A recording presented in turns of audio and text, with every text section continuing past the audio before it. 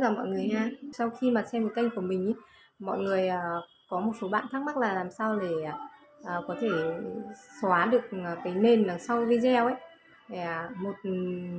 để có được một cái khung cảnh đằng sau nó đẹp như thế. Vậy thì làm thế nào để có thể xóa được cái nền đằng sau để làm cho cái video của mình thêm đẹp mắt và thu hút hơn như thế?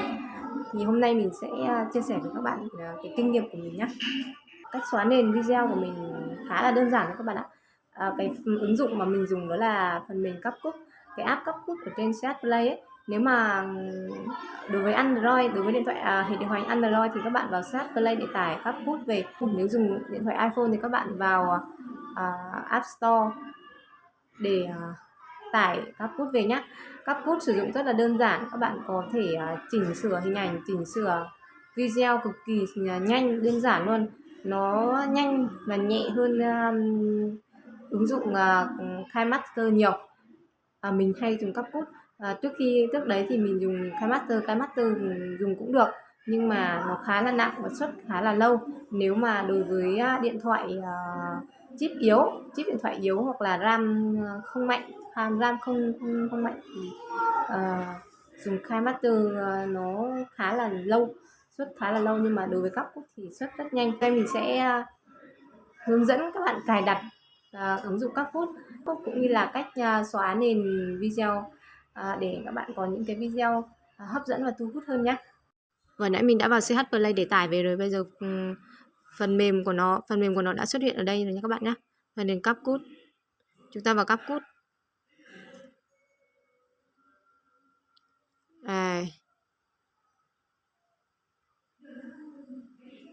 Đây là cái giao diện ban đầu của nó, dự án mới này. Bắt đầu vào chỉnh sửa video là có dự án mới.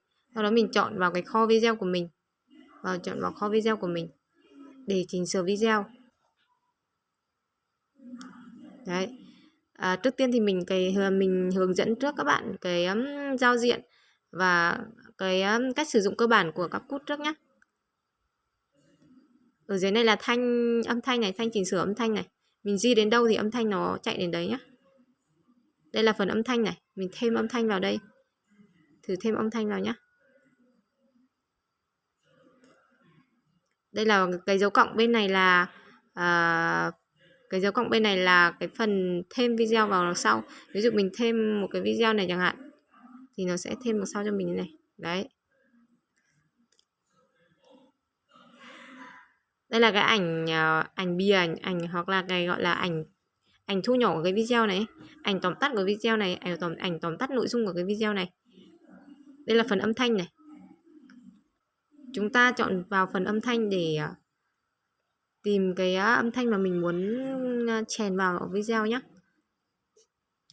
Mình có thể chọn âm thanh ở trên hiệu ứng luôn, mà có rất nhiều âm thanh.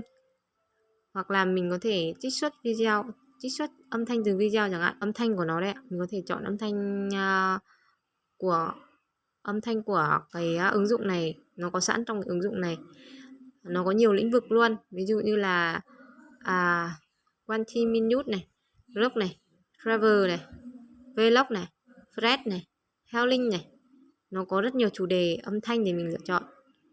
Hoặc là mình có thể chọn âm thanh từ thiết bị của mình. Ví dụ như chọn âm thanh từ thiết bị của mình chẳng hạn. Đây, âm thanh của mình trong kho dữ liệu của mình đã có những cái file âm thanh này. Ví dụ mình chọn bài hát này chẳng hạn, mình thêm dấu cộng vào.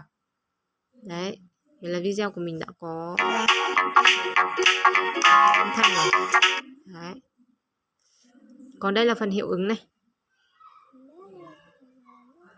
Phần hiệu ứng có rất nhiều hiệu ứng âm thanh luôn. Âm thanh tiếng cười, âm thanh súng nổ, âm thanh nấu nướng. Nhiều lĩnh vực, âm thanh của động vật chẳng hạn. Nhiều lĩnh vực. Mình muốn thêm thì mình chọn vào dấu cộng. Đây là âm thanh đã trích xuất này. Âm thanh đã trích xuất thì mình lấy âm thanh trích xuất từ cái kho dữ liệu của mình ra. Hay lồng tiếng này. Mình muốn chọn thêm nhiều cái công cụ nữa thì mình kích vào cái mũi tên ở phía bên góc trái này. Nó sẽ ra rất nhiều cái để mình chỉnh sửa. Ví dụ như là nhãn dán này, text này. Đây là nhãn dán này. Ở đây có rất nhiều nhãn dán để các bạn lựa chọn. Đấy. Có rất nhiều ký hiệu, ký tự nhãn dán rất là đẹp. Thì mình có thể sáng tạo ra nhiều video đẹp mắt. Đây là lớp phủ này. Cái lớp phủ này thì nữa mình sẽ nói liên quan đến cái xóa phông nền phía sau video ấy. Thì nữa mình sẽ nói cụ thể hơn nhé. Đây là hiệu ứng này. Đây, định dạng, đây là định dạng video này.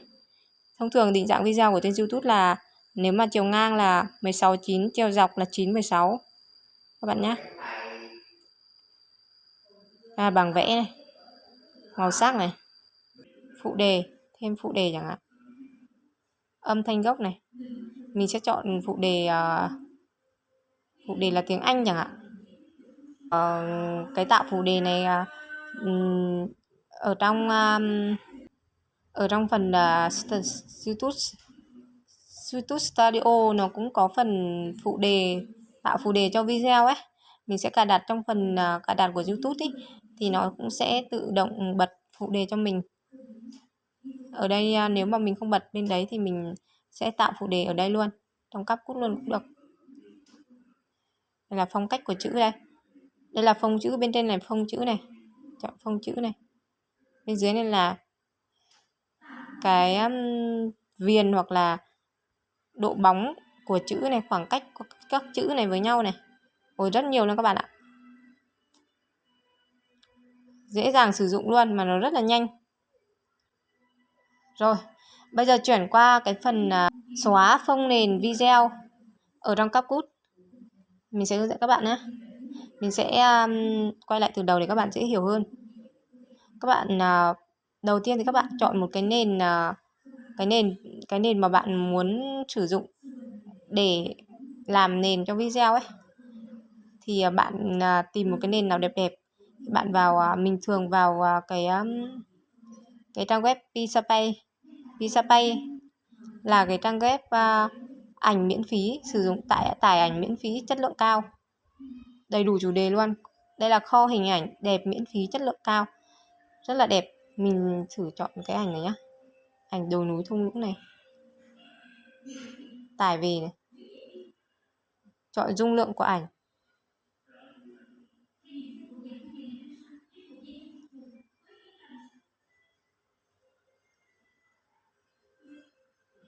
Ở đây nó đang hỏi mình để xác minh mình có phải là người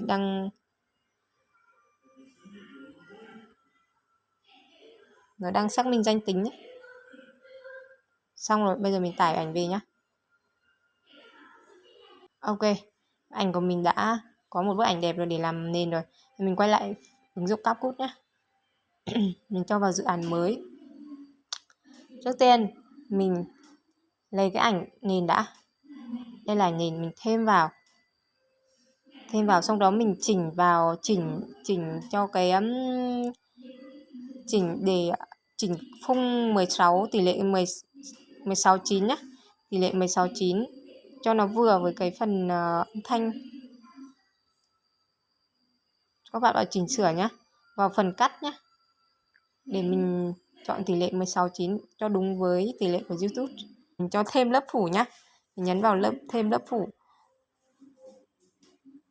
Mình thử cho cái video này vào nha. Vào kho video của mình này.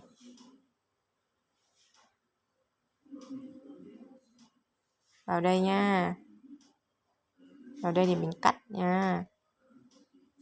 Đấy, đây là cái video của mình. Xong, bây giờ mình vào phần xóa nền. Đấy, nó đang tiến hành xóa nền cho mình. Đây là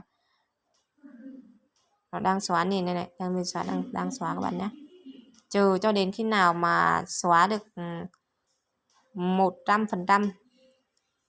Các bạn nhìn vào cái chỗ phần xóa nền ở góc trái này. Chờ khi nào đến 100% là nó đã xóa nền hoàn thành cho các bạn.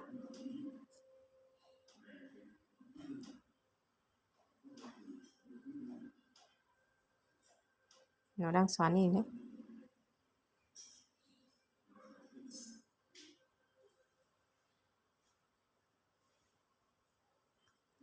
Đấy, xong rồi. 7%. Xoắn nền xong rồi, sắp chuẩn bị xong rồi.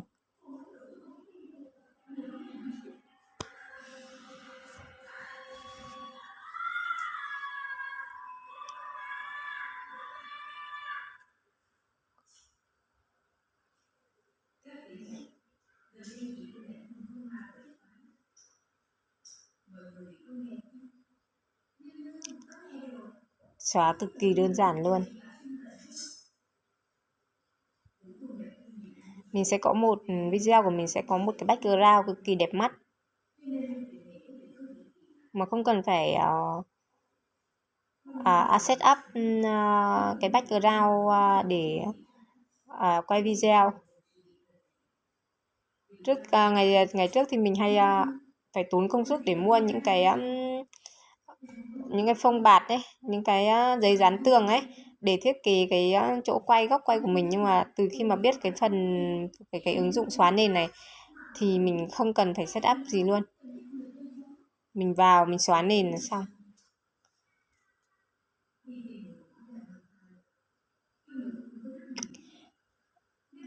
Các bạn cũng nên khi mà sử dụng cái nền video này thì các bạn cũng nên sử dụng những cái nền mà phù hợp với nội dung của video nhé.